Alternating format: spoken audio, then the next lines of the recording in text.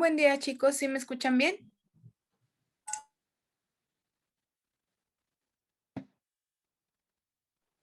¿Qué tal, profesora? Buenos días. Sí, sí, la escucho bien. Gracias.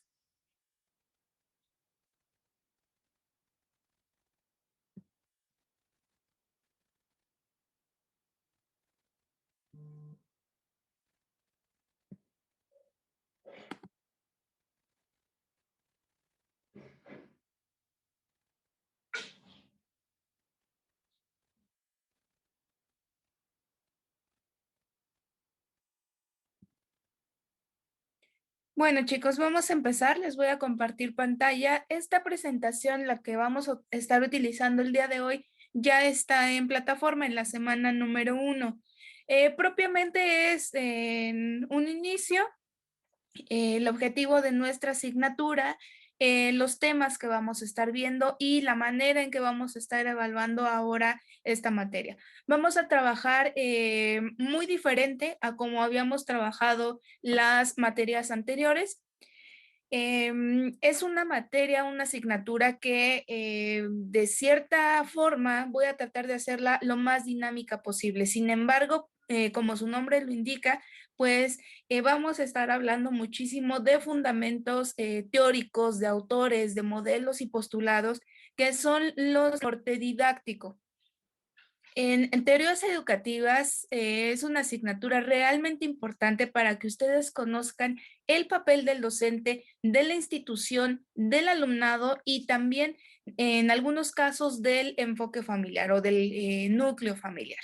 Entonces, el objetivo de nuestra asignatura principalmente es que ustedes al finalizar puedan explicar las características de las principales teorías educativas y que sean capaces también no nada más de juzgar sus propias propuestas, sino también de diseñarlas de cero. ¿Qué quiere decir esto? Que vamos a aprender cómo llevar a cabo diferentes elementos de corte didáctico, cómo crear los propios. Y bueno, vamos a... ¿en qué sentido? De medio superior van a elegir una disciplina. Ciencias exactas, ciencias sociales y humanidades, orientación vocacional u profesional, o también la parte propedéutica, que es en bachillerato cuando llevan esta parte de contabilidad, ciencias de la comunicación. En algunas instituciones todavía llevan esta parte, enfermería y cuestiones de ese tipo. Sí, Abraham, dime.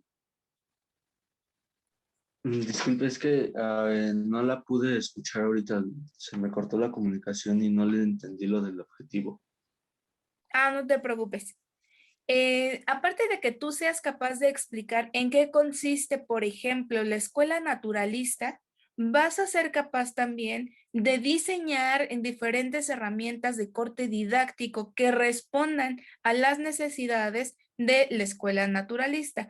Evidentemente, cuando empecemos a hablar de la de como tal un elemento didáctico para llevar a cabo, tomando en cuenta la naturaleza de esa corriente educativa. En algún momento seguramente ya se los mencionaron. Cuando se habla de la escuela tradicional, nosotros los maestros somos quienes llevamos la parte más importante. Se establece un rol completamente autoritario. No hay espacio para que el alumno pueda expresar sus dudas, sus inquietudes, opiniones y ya ni qué decir que establezcan un juicio determinado. El docente lo único que hacía era impartir una cátedra, armaba todo un discurso, los alumnos escuchaban, anotaban, hacían diferentes evaluaciones y ahí terminaba el proceso educativo. Ya conforme vayamos avanzando, bueno, vamos a ver también cómo es que la educación ha evolucionado hasta el día de hoy, que es de lo que se trata principalmente en nuestra asignatura. ¿Qué temas son los que vamos a desarrollar? Bueno, vamos a hablar durante esta semana y la que sigue sobre la epistemología de la teoría educativa, de dónde vienen las teorías educativas, qué es la epistemología y por qué es importante que la conozcamos. Después nos vamos a ir justamente a la escuela naturalista y pragmática, después la educación liberadora, intelectualismo y drive, un portafolio de evidencias, que es la forma en cómo yo los voy a estar evaluando. Para esta asignatura ya no vamos a realizar ningún tipo de proyecto como tal, pero vamos a realizar actividades específicas tanto para el enfoque de la clase como a manera de tareas. ¿Cómo va a estar diseñado este portafolio de evidencias? Bueno, lo primero es configurar la carpeta en Drive que tenga el nombre de la asignatura. Entonces le vamos a poner ahí teorías educativas de cada uno de ustedes. Decídanlo si empiezan por apellido, si ponen nombre y apellido, como ustedes mejor consideren. Incluso si nada más quieren poner un nombre y un apellido para las personas que tienen dos nombres, no tengo mayor problema con eso. Después del nombre de cada uno de ustedes, van a configurar dos carpetas por unidad. ¿Qué quiere decir esto? Que voy a armar carpetas con cada título que viene aquí. El primero va a ser entonces epistemología de la teoría educativa. Eso deberá quedar el día de hoy, la configuración nada más. ¿Por qué medio me van a estar compartiendo su portafolio de evidencias? A través del correo electrónico. En plataforma, lo único que van a encontrar va a ser a manera de foro un espacio en donde se hable del portafolio de evidencias. ¿Qué es lo que van a escribir en el foro?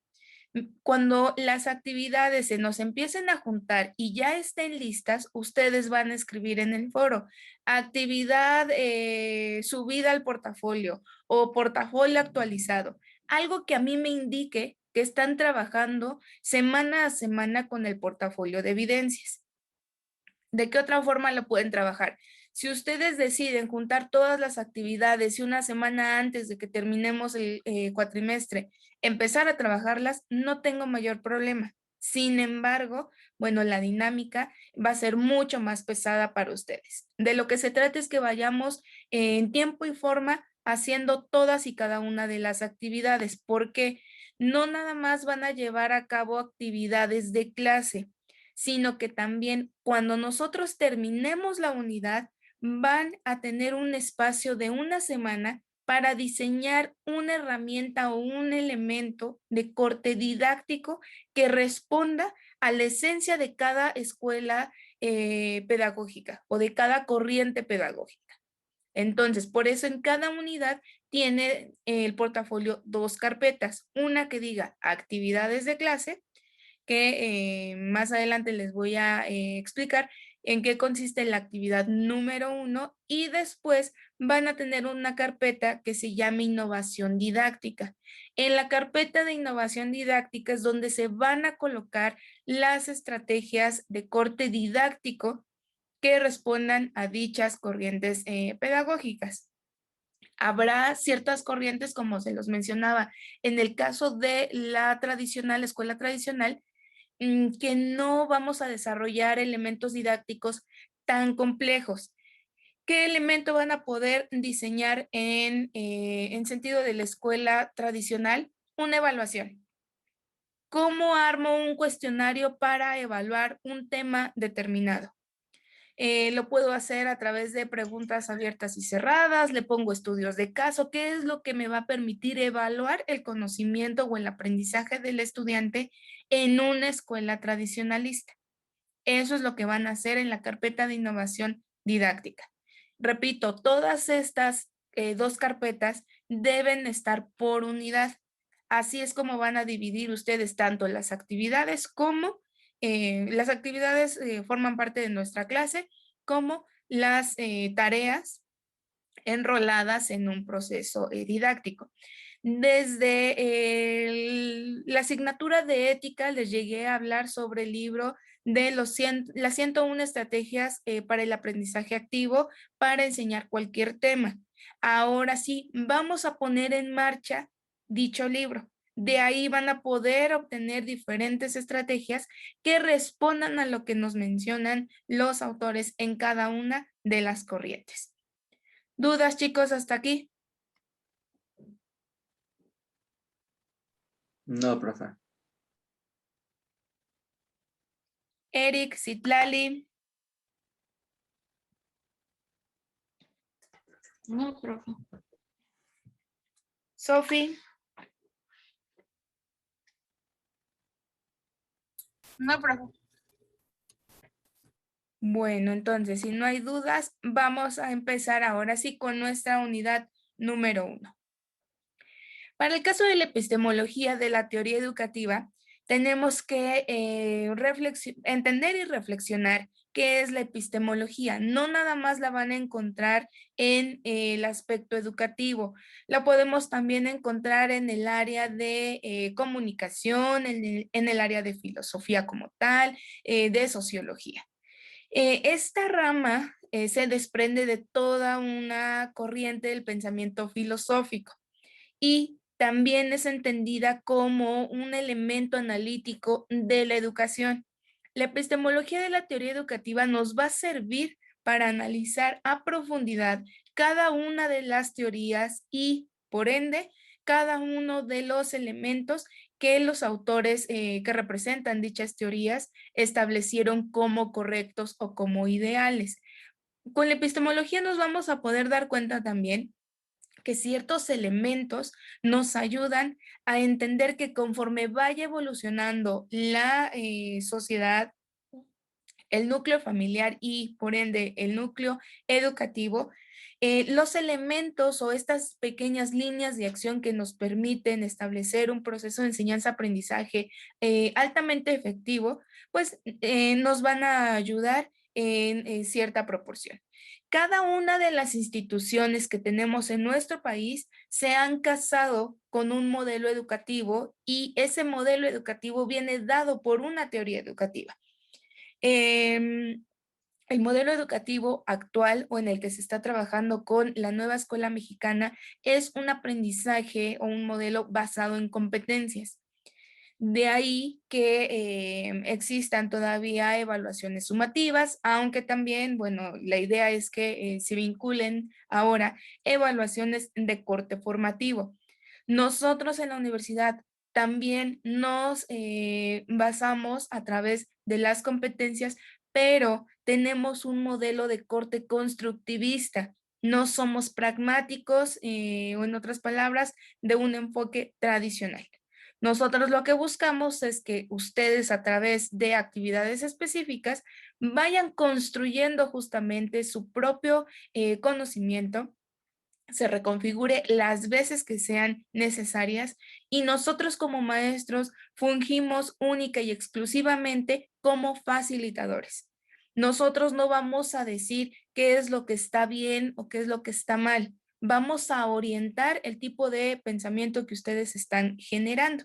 De ahí que exista hasta el final de un cuatrimestre o de una asignatura ciertos elementos que a ustedes les ayudan para defender una postura y el docente lo único que hace es a manera de recomendaciones establecer ciertas líneas en las cuales ustedes deberán trabajar en miras de mejorar su aprendizaje, la manera en cómo se expresan, cómo presentan un proyecto, entre muchas otras cuestiones.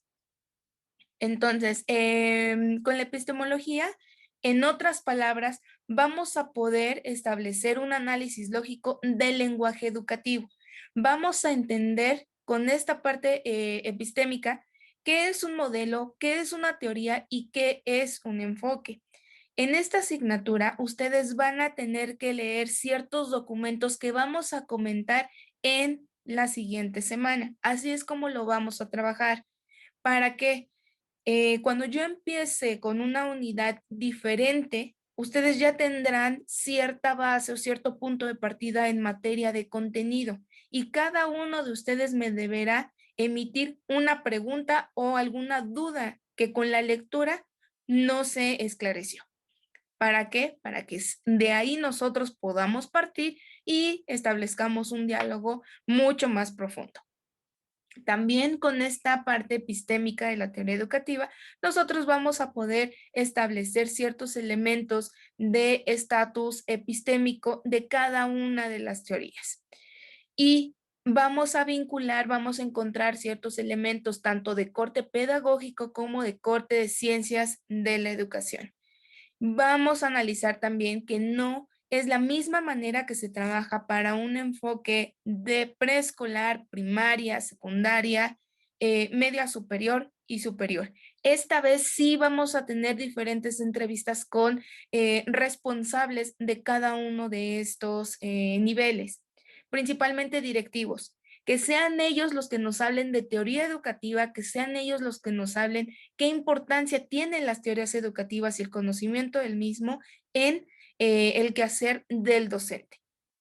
Si nosotros no conocemos el modelo que nuestra institución adoptó como correcto, vamos a correr el riesgo de que empecemos a omitir ciertos elementos fundamentales de dichos modelos. También con esta parte nos vamos a poder ayudar para establecer los criterios de validez de cada una de las teorías pedagógicas. Hay algunas que ya se consideran de corte ambiguo, que ya no funcionan para lo que el individuo necesita.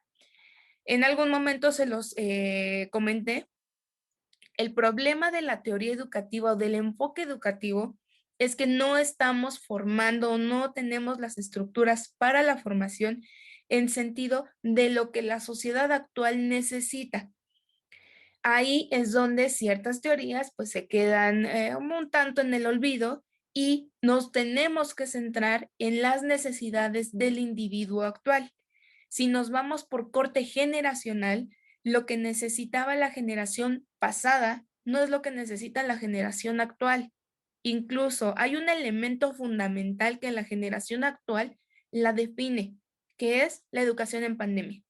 La educación afortunadamente no ha parado, pero tiene ciertas deficiencias importantes. ¿Por qué? No tenemos una teoría educativa que nos ayude a responder las necesidades en un corte 100% tecnológico. Existen diferentes recomendaciones, algunas posturas que empiezan a construirse, pero una teoría educativa que responda al 100% en un enfoque digitalizado, no.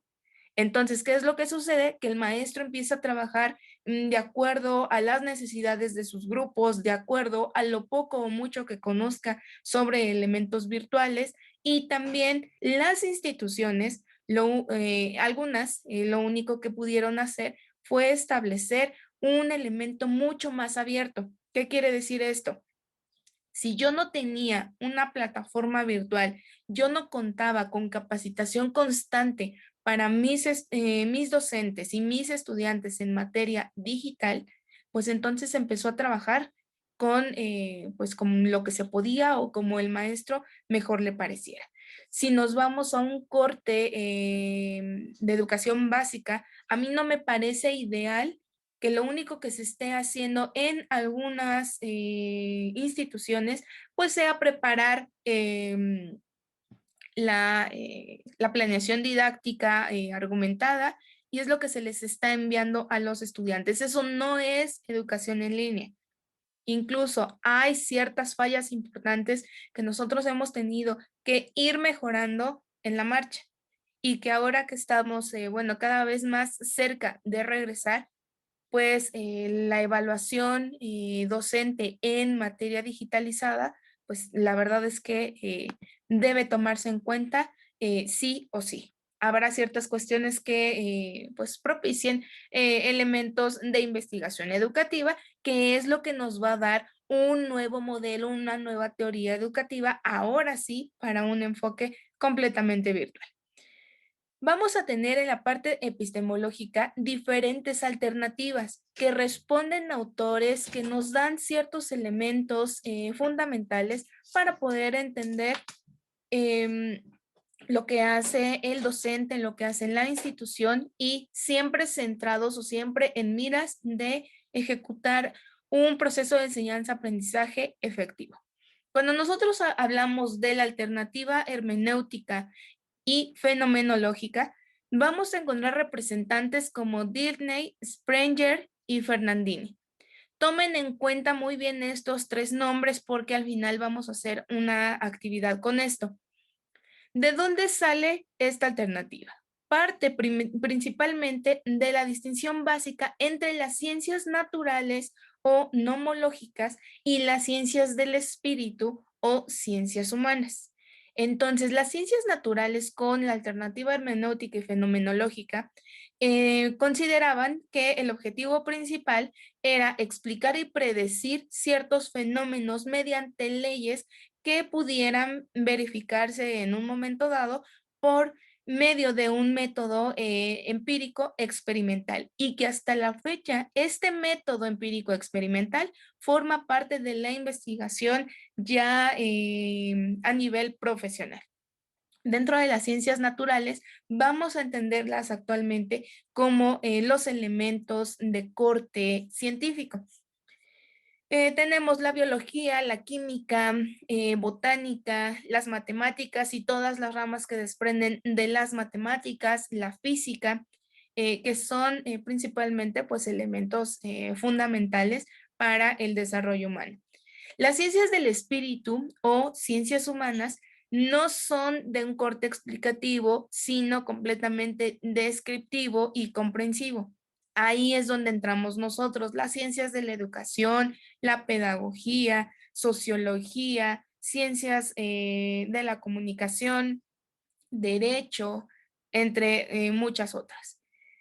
Este tipo de explicaciones se daba a través de hechos espirituales que eran producidos por la acción específica y completamente intencional de las personas. Entonces, si nosotros tenemos una problemática en materia de modelos educativos, no es porque los autores hayan operado un sistema mal, sino porque nuestro actuar docente, nuestro actuar como investigadores, pues ahí ciertos elementos son los que están quedando fuera o están fallando. Gracias a esta explicación, las ciencias del espíritu son aquellas que tienen un método propio y son completamente diferentes a las ciencias naturales. ¿Dónde radica la diferencia? Que, por ejemplo, para resolver una ecuación, nosotros no podemos generar un método distinto. Existe uno solo, lleva un procedimiento detallado y se debe de seguir paso a paso. Si no, lo vinculamos con algunas ciencias de corte natural que nosotros o que ustedes más bien como educadores van a llevar, evidentemente estadística. Estadística es fundamental para que nosotros la podamos vincular a las ciencias del espíritu. Voy a reflexionar la parte documental sobre una problemática dada, pero para solventar mi propuesta, mi hipótesis, necesito datos duros siempre y cuando yo esté colocando mi investigación en empírico experimental. ¿Qué quiere decir esto? En los inicios de la alternativa hermenéutica y fenomenológica se separaban. Conforme ha pasado el tiempo, lo que hemos hecho es vincularlas, pero únicamente en enfoques de corte investigativo. Si ustedes se dan a la tarea de consultar en la red, específicamente, ya saben, en Google Académico, ciertas tesis con perspectiva educativa, van a encontrar que el que más se utiliza es el empírico experimental, porque le da mayor fundamentación a lo que yo voy a reflexionar desde un enfoque de ciencia humana, que es nuestro caso. Entonces, sin lugar a duda, la alternativa hermenéutica fenomenológica es una de las más importantes, tomando en cuenta que ustedes hasta este momento, pues ya deben empezar a trabajar en miras de la investigación educativa que tanta falta nos está haciendo. De acuerdo con Sprenger, la pedagogía comprensiva es una ciencia del espíritu y la cultura que tiene tres momentos fundamentales. Primero, la descripción. Dentro de la descripción vamos a hablar de los rasgos y de estas potencias culturales de la sociedad en las que actúa el educador, en qué contexto se encuentra, qué es lo que lo rodea, a qué tipo de cultura pertenece, se encuentra a través de una cultura de élite o se encuentra a través de una cultura completamente acultural. En ese sentido, también es importante que nosotros lo tomemos en cuenta porque de lo que se rodea el docente, de ahí es de donde depende muchas veces el quehacer propio. La etapa de comprensión, ahí nosotros utilizamos el raciocinio de la realidad cultural completamente descrita. Entonces, por eso la primera parte, en el área de descripción, necesitamos ser sumamente detallados a través de la observación. Si nos vamos a un enfoque actual, los elementos virtuales dejan fuera por completo esta postura de Sprenger. Nosotros necesitamos llevar a cabo la observación en un enfoque completamente real. En este momento, pues ni qué decir, ni siquiera se pensaba de un enfoque con las características de las que hoy estamos viviendo. En la parte de la comprensión, vamos a establecer relaciones importantes de significación entre potencias culturales descritas y construcción de los tipos de formas educativas ideales. ¿Dónde vamos a encontrar esos ideales? En los modelos educativos.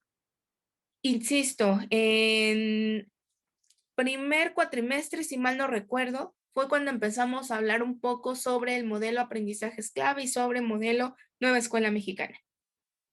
En las primeras páginas, para aquellos que no recuerden con precisión qué es lo que se dice en estos modelos, en las primeras hojas van a encontrar un apartado que le pueden denominar los docentes que queremos formar, los docentes que necesitamos, los docentes para el siglo XXI, entre muchos otros nombres. En este apartado es donde vamos a encontrar el ideal. Se busca un docente que esté cimentado en un elemento de integridad académica, que no deje fuera sus valores, pero que tampoco deje fuera la parte técnica de la institución. ¿Qué quiere decir esto? Que yo esté formado en habilidades o en competencias clave, pero que también la parte emocional yo la tenga bien trabajada. Y a través de estos dos elementos yo puedo establecer un proceso de enseñanza y aprendizaje completamente de calidad, que es lo que han buscado desde, pues que serán unas 6, 7 administraciones federales. Después tenemos el tercer momento llamado el práctico normativo, que según Sprenger define que la pedagogía prescribe reglas de acción educativa, ejerce su derecho a poner valores y dicta normas específicas. En algún momento se los mencioné, la parte de los valores, aunque el modelo no me lo diga literalmente, de manera interna se va a encontrar inmerso. Nosotros no podemos excluir ese tipo de cuestiones y estas alternativas epistemológicas son las que dan paso a la formación de teorías educativas específicas. A través de estas alternativas, digamos que es el fundamento de la teoría. ¿Qué tipo de elementos son los que necesito vincular y para qué los voy a vincular? Además de que se establece una línea importante en sentido del actuar del docente. Aquí en ningún momento nos está hablando del director, la institución como tal, el presidente de la República, el secretario de Educación Pública, los excluye por completo, porque quienes estamos inmersos en el proceso de enseñanza-aprendizaje somos nosotros, quienes sabemos las necesidades del cuerpo estudiantil, sea primaria, secundaria, bachillerato, licenciatura, nivel posgrado, si ya hablamos en el último nivel que se tiene en México, en sentido de maestría o doctorados, somos nosotros los docentes los que debemos observar, debemos llevar a cabo ciertos elementos de investigación, de ahí que algunos autores que vamos a ver en las siguientes semanas mencionan que el docente es investigador por naturaleza. Todo el tiempo estamos observando, estamos escuchando diferentes comentarios, pueden ser relacionados a la asignatura, pueden ser relacionados a un corte personal o familiar del alumnado y eso forma parte importante para que nosotros reconfiguremos los elementos que consideremos. Y eso lo vamos a hacer únicamente al conocer en qué se basan las teorías, cómo las puedo aplicar y lo más importante, cómo las voy a evaluar. Lo mismo deben hacer con sus elementos didácticos. No nada más se trata de presentarlo, de definirlo o justificarlo y después de establecer un diseño de apertura, desarrollo y cierre, sino también cómo voy a evaluar dicho, dicha actividad didáctica o dicho elemento didáctico. Todos los elementos deben de ser objeto de evaluación y lo más importante, debe ser medible. Por eso, la evaluación formativa no puede ir sola. La evaluación formativa para lo único que nos va a servir es para reconocer el nivel de adquisición del conocimiento por parte del estudiante. Nada más. Lo voy a complementar con una evaluación sumativa que me va a permitir establecer elementos de corte cuantitativo. ¿Cuántos alumnos sacaron 10? ¿Cuántos sacaron 2? ¿Cuántos sacaron 5? ¿Cuántos no presentaron la evaluación? Ustedes, al finalizar cada unidad, van a llevar a cabo una evaluación de corte formativo, tomando en cuenta que ya no tenemos evaluación cuantitativa, sino que lo estamos evaluando a través de diferentes elementos, en su caso, un portafolio de evidencias. ¿Cómo va a ser esta evaluación formativa? Bueno, lo vamos a titular como una especie de concurso educativo. Vamos a establecer ciertos juegos en donde vienen preguntas específicas de cada una de las unidades y vamos a empezar a clasificar. Al final, yo les voy a regalar uno de los libros que a mí me parece más importante, sobre todo en el enfoque que nos está tocando vivir, que es la educación y la neurociencia. Si alguien no ha escuchado sobre esos términos, sí los invito a que investiguen sobre la neurociencia aplicada en un enfoque educativo. Antes se aplicaba más en elementos de corte productivo, ya en un enfoque laboral. Ahora pues nos están dando cuenta que la parte psicosocial tanto de los estudiantes como de los docentes es parte fundamental para lograr la calidad educativa que tanto persigue gobierno federal. ¿Dudas hasta ahorita, chicos?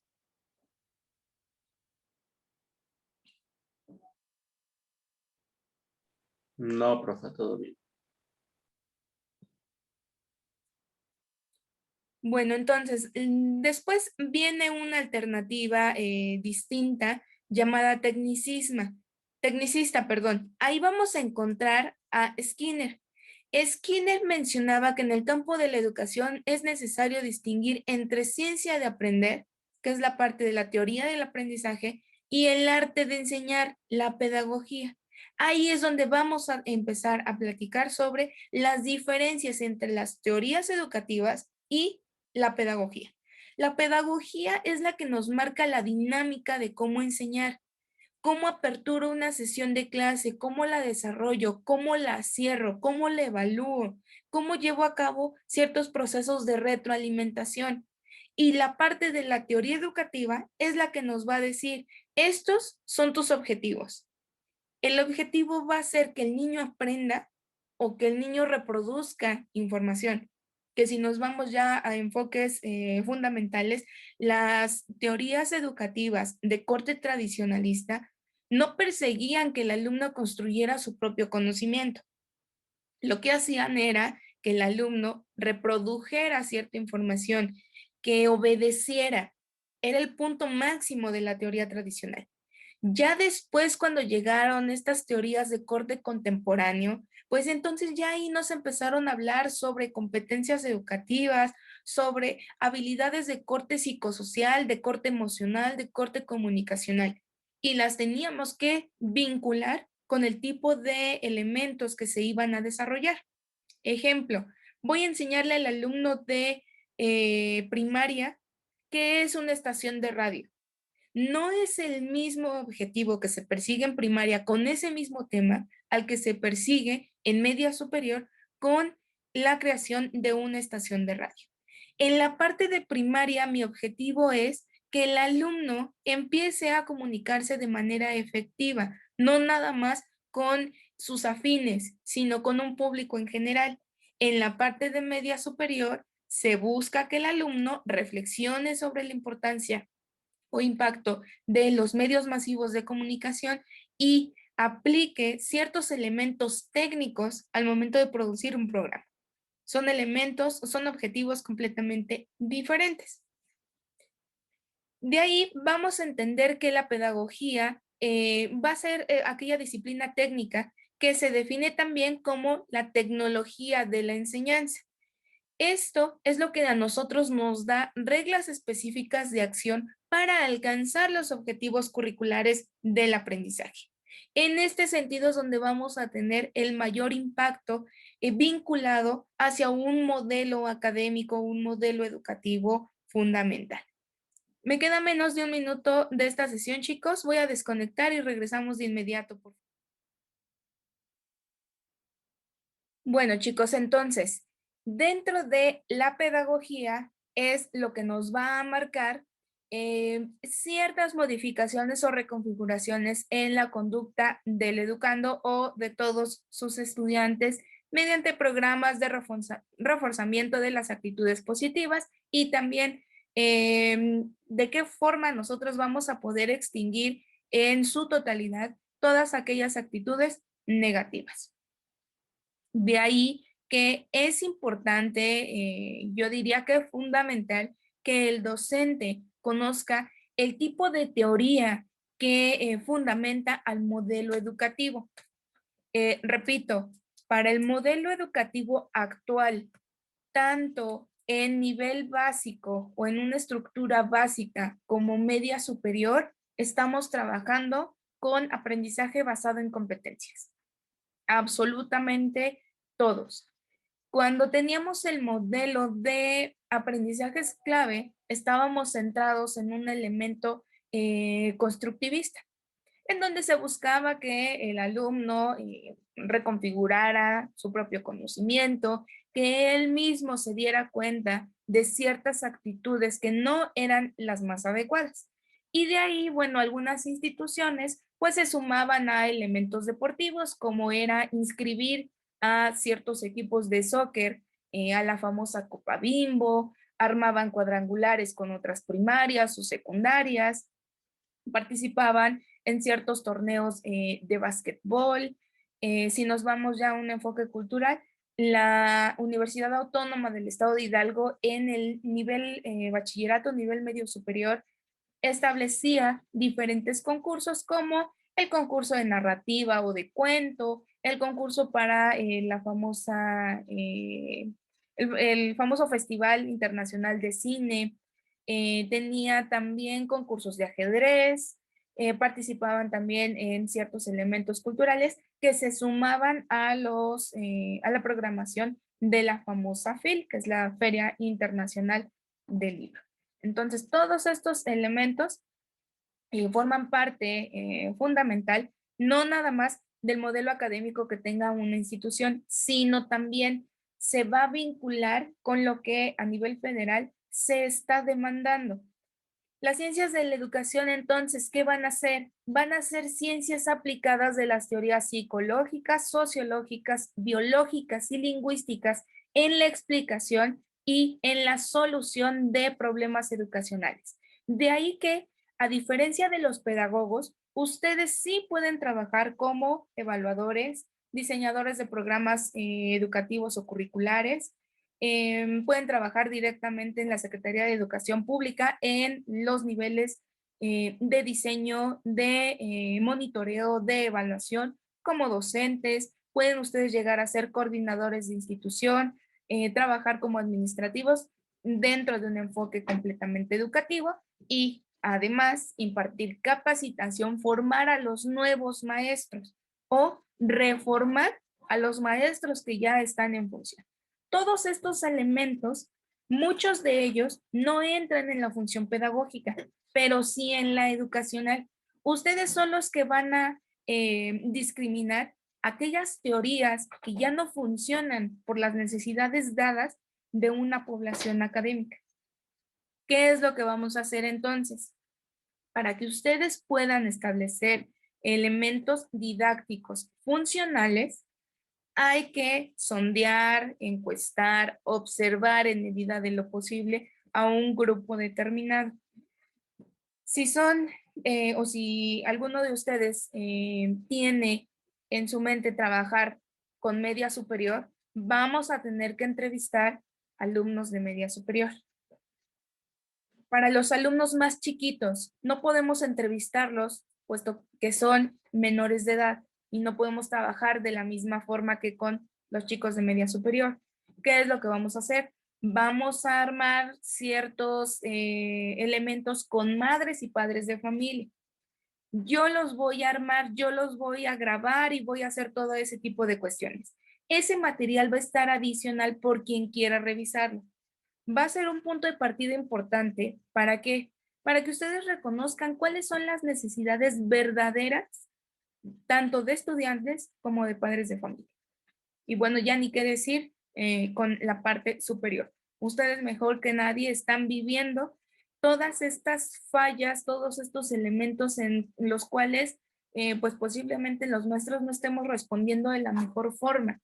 Nosotros creemos que estamos haciendo lo correcto, sin embargo, esta parte de reproducir nada más información muchas veces está dejando mucho que desear. Sin embargo, los enfoques virtuales no me dan tantas opciones como yo quisiera, como si lo puedo trabajar dentro de un enfoque presencial.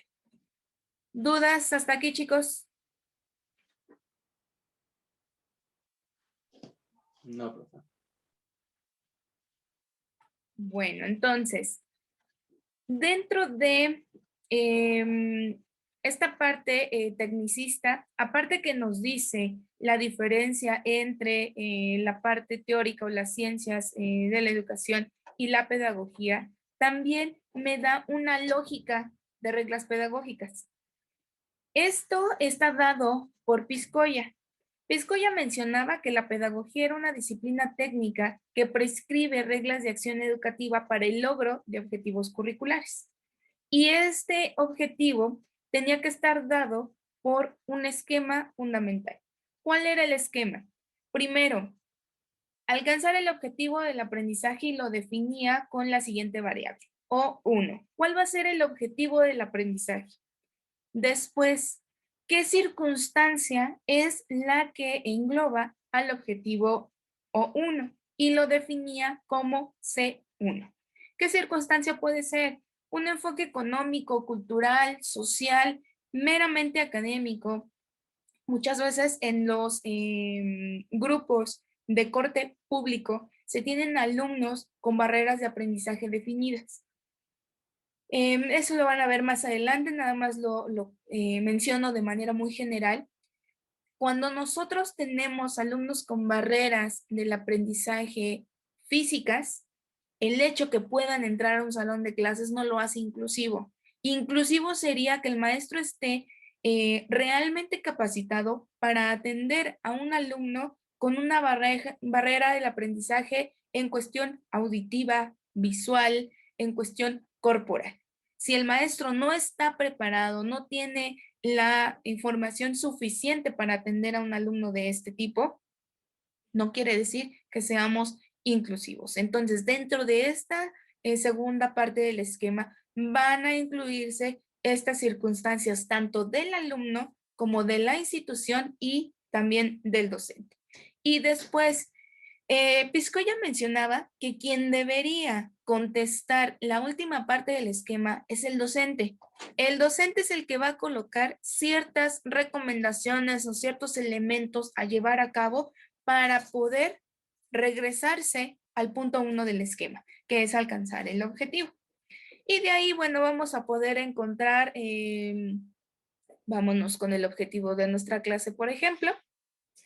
Explicar las características de las principales teorías educativas y juzgar sus propuestas. Ese es mi objetivo. ¿Cuáles pueden ser las circunstancias? Que estoy en un enfoque virtual, que no sé la dinámica de mis estudiantes, que no tengo todavía el nivel de compromiso por cada uno de ellos, porque quizás hay ciertos elementos que ya no recuerdo yo como docente, porque la institución no tiene el material suficiente para que yo lleve a cabo mi clase, entre otras cuestiones. Eso por mencionar algo. ¿Qué es lo que yo voy a hacer? Recurso número 1, pedirle por escrito a mi alumno y mi alumna que establezcan su compromiso con la asignatura, por mencionar algo. Recomendación número 2, voy a tener que establecer una consulta profunda sobre cada uno de los autores que se consideran en el plan de estudios más importante. Y ahí es una parte fundamental. Muchas veces los docentes lo que hacen es discriminar la información de acuerdo a lo que ellos creen importante y dejan fuera el mapa curricular. Si yo no conecto el mapa curricular tal y como la SEP lo ha manifestado para esta carrera, cuando ustedes lleguen a didáctica, ahí es donde van a faltar ciertos elementos importantes. ¿Por qué? En didáctica les van a pedir que establezcan ciertas actividades con base en teóricos definidos. Si ustedes no vieron la parte fundamental, no la conocieron, la adquirieron y reflexionaron, va a ser muy difícil que establezcan una línea didáctica que responda a lo que algún autor o teórico manifestó como adecuado.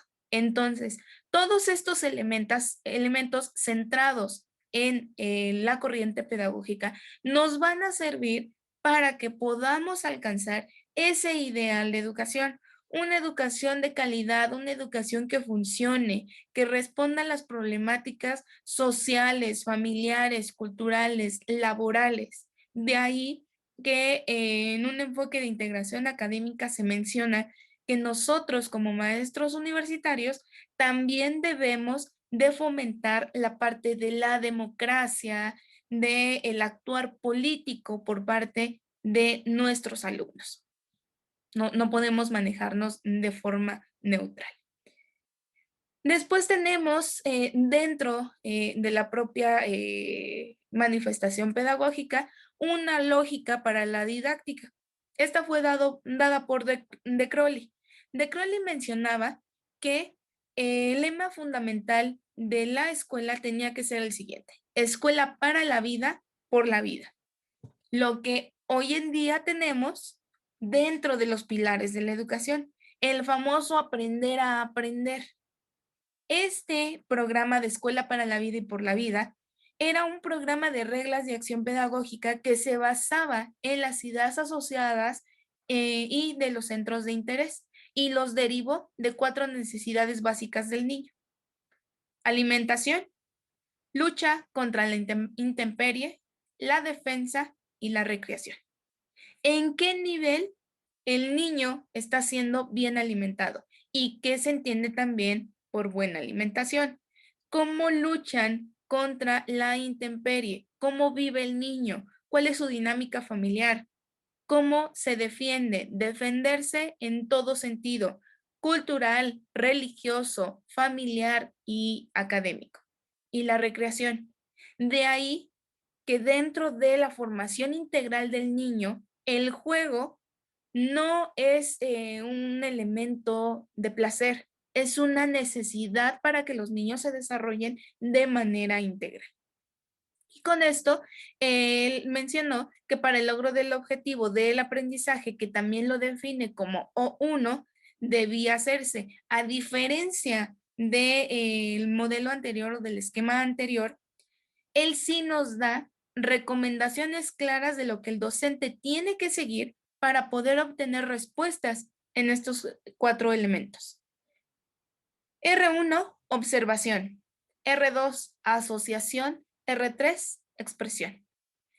Observación. Puedo establecer una bitácora por alumno, que es lo que se hace regularmente en educación básica. Nosotros cuando terminamos ciclo escolar tenemos que entregar fichas de observación de cada uno de nuestros estudiantes, sean los que sean. Si faltó a clase, si no participa, si a lo mejor tiene una dinámica familiar complicada, también se pone. Todo eso le va a servir al maestro que le siga. ¿Qué quiere decir esto? Si yo tuve quinto grado, el maestro de sexto va a tener un punto de partida, no nada más para hacerse una idea de la dinámica del grupo, sino también para tomarlo en cuenta al momento de dosificar su plan o programa curricular y de diseñar una planeación didáctica argumentada que realmente le funcione. Y eso las teorías educativas contemporáneas lo mencionan muchísimo. La planeación didáctica es fundamental para el docente sí o sí, en sentido de que el docente la vea como una guía de acción. Si lo veo como un recurso altamente administrativo, voy a poner lo que se me ocurra, desde la apertura hasta el cierre y evaluación. Si yo soy consciente de la importancia que tiene la planeación para que yo pueda diseñar mi material de clase, pueda contestar dudas, configurar una plataforma, entre muchas otras cuestiones, entonces voy a tomar como referente ciertos exámenes diagnósticos que evidentemente nunca tienen una ponderación directa en la calificación del alumno, me sirven únicamente para conocer a mis estudiantes. Ahora, dentro de las alternativas también vamos a tener un elemento de corte analítico. Proviene de este tipo de filosofía, también lo pueden encontrar como el famoso neopositivismo y está representada por Moore. Moore es el que nos menciona que las teorías pedagógicas no son, perdón, teorías científicas, ni tampoco teorías filosóficas en sí, pero tampoco son tecnologías de la enseñanza. Son elementos prácticos, son teorías prácticas que deben contener lo siguiente. Primero, juicios de valor sobre los fines de la educación con componentes ideológicos. ¿Qué necesito entonces por parte de cada uno de ustedes? Que conozcan los fines de la educación en México. Si nosotros no conocemos hacia dónde va la educación en nuestro país, difícilmente vamos a poder establecer juicios de valor. Después, enunciados descriptivos y explicativos de hechos educacionales que nos ayuden a tener información científica. ¿Qué quiere decir esto? ¿Cómo piensa el niño? ¿Cómo aprende el niño? ¿Qué tipo de elementos se relacionan entre el cerebro y la educación? ¿A qué hora? ¿Cuál es la mejor hora para que el niño aprenda? Si ustedes le dan clases de regularización a un niño a partir de las 6 de la tarde, no va a haber manera que el niño aprenda. El niño va a reproducir información, eso sin lugar a dudas, pero de ahí a que aprenda hay una distancia abismal. ¿Cuál es el mejor horario para establecer tareas y cuestiones meramente académicas? Cuando muy tarde estaremos hablando de las 3 a las 4 de la tarde. De ahí que no se recomienda que los niños hagan la tarea por las noches. Ahí vamos a tener otro elemento que contrapuntea este argumento, que es la dinámica familiar. Hay muchos padres de familia, sobre todo ahorita en pandemia ha sido mucho más visible, que no tienen el tiempo suficiente para que el niño pueda llevar a cabo las tareas o las actividades de clase por las mañanas o por las tardes. Entonces la dinámica pues se vuelve mucho más pesada para ellos. También ustedes van a hacer enunciados descriptivos que van a ser estas reglas de acción educativa para el logro de los objetivos. Ustedes me van a decir, el maestro de primaria para llegar o para cumplir el objetivo tal, tiene que hacer lo siguiente, desde cómo organiza la clase, cómo la ejecuta, cómo la evalúa, cómo se desenvuelve con el alumno. Todos esos elementos son fundamentales y a través de una alternativa epistemológica de corte analítico vamos a poder perseguir la calidad educativa de la que tanto se menciona en los siguientes artículos que van a hablar. Bueno, chicos, el día jueves, por motivos de mi vacunación, no vamos a tener sesión, la vamos a pasar para el día lunes. Yo espero que en este día o mañana, la coordinación les esté avisando. ¿Qué es lo que van a hacer entonces? Quiero que tomen el tiempo del jueves como si tuvieran ustedes la clase. Por medio de WhatsApp les voy a mandar la liga de un documento en Drive. Vamos a hacer un repositorio académico. Eso va a ir en el portafolio de evidencias en la parte de actividades de clase de la unidad 1, que es la epistemología de la teoría educativa. ¿Qué es lo que van a poner ustedes? Ciertos elementos o conceptos y biografía de algunos autores que se hayan mencionado en esta presentación. Tenemos definición de ciencias de la educación, pedagogía, modelo educativo, fines de la educación, educación como tal, maestro, alumno.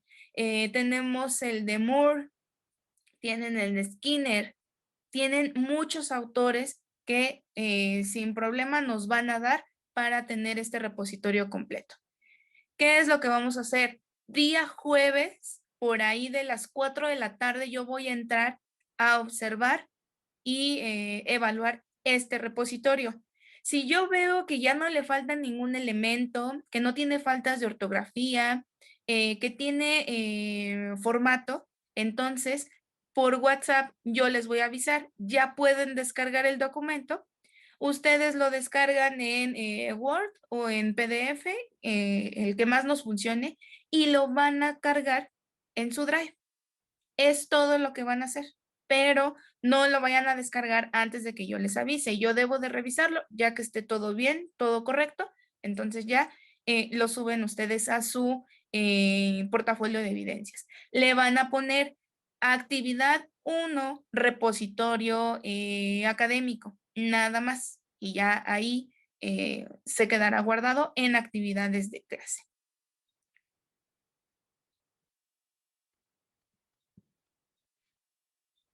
¿Dudas, chicos? No, ninguna. No, profe, ninguna. Bueno, entonces ahorita les mando el link de Drive por WhatsApp y cualquier duda, pues igual nos estamos comunicando, chicos. Sí, profesora, gracias. A ustedes, nos vemos Hasta luego, que tenga buen día. Hasta luego. igualmente. Hasta luego.